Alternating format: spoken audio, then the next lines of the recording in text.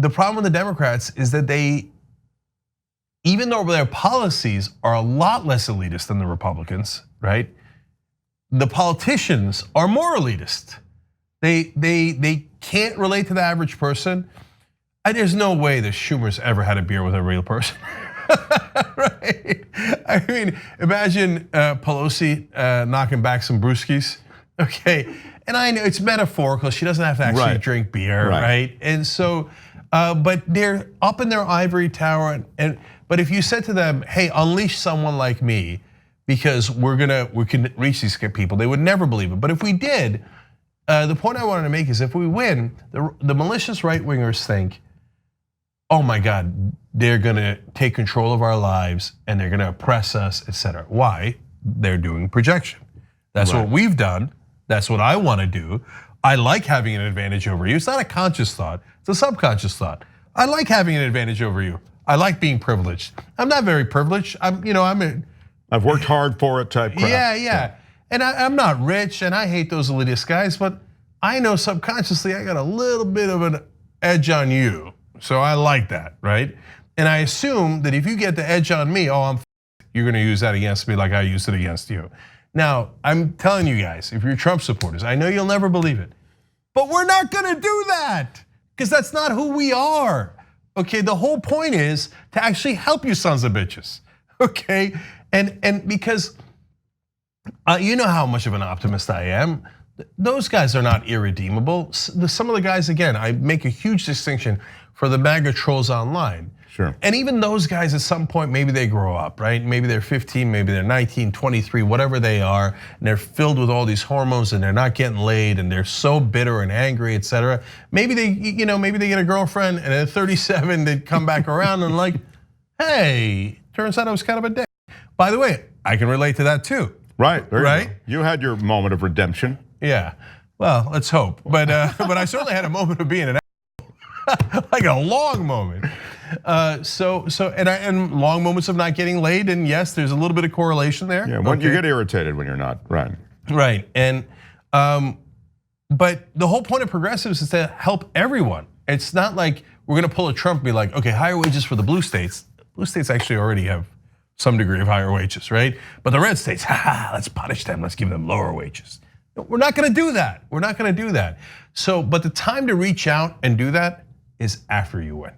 Right. After crushing victories, after the unilateral surrender, then you go back and pick them up and go, hey guys, look, we crushed you, I broke your spine, I drank your spinal fluid. It was delicious, okay? But now, believe it or not, I'm actually here to pick you back up, get you a doctor, make sure your kids are okay, and make sure they got a shot, just like that rich son of a bitch in Manhattan does, right? And if we can do that, we're gonna win them over forever because we actually mean it. But first, but we gotta get the establishment Democrats out of the way. And then they'll yell at me forever. Oh, you're not doing unity. If you just bow your heads to the elitists, everything would be fine. There's a big, significant body of opinion about the fact that, I just heard it today, somebody on the station, I do a radio show on KGO radio in San Francisco. And he also does a podcast, The Edge with Mark Thompson. The Edge with Mark Thompson, check out the podcast. And the guy who's like our regular, like the sage guy, who's a mainstreamer, okay, he's a middle of the roader, but he's sort of viewed because he's been on so long. He said if Elizabeth Warren becomes the nominee, the Democrats are looking at a McGovern-esque type loss. And I'm thinking, no. I just don't buy that. No way. Leaving aside the Bernie thing and them not being in the conversation for a second, I just don't buy that. But that's the fear. So wrong. Yeah. They're so wrong. And look, this is where I get unbearable. Then I feel like I got to prove, because it's important at this moment. If you make the mistake of voting for Biden in the primaries because you think Warren would lose or Sanders would lose, you're actually going to lead to Trump getting reelected. So that's why I have to remind you how many times I've been right. And how many times everyone else in the media has been wrong. We said Trump could win. We said Bernie would close the lead with Hillary. I said Warren, when she was down and out, would come back. I said Yang would go in the top 6. I said all these things.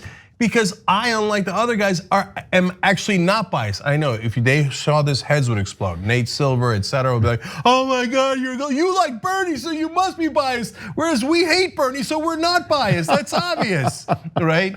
No. Look at the facts. Look at the facts. Look at the polling. Look at what people are telling you, right? And so the reality is, if you're on a populist progressive, they will run the field. They will destroy Trump or Pence. Yeah. They will absolutely obliterate them. Look, my dream scenario is one of those two goes, gloves are off, okay? I don't care what Joe Scarborough says about me. I don't care what Mike Bloomberg says. I don't care what Hillary Clinton says. I don't care what any of you say, right? So here's what I'm gonna do. When politicians, for example, there's many things they can do, but the number one thing is when politicians take money from corporate interest, it's a bribe and they're corrupt. And then of course they'll say, "What do you mean? Are you saying that about your fellow Democrats?"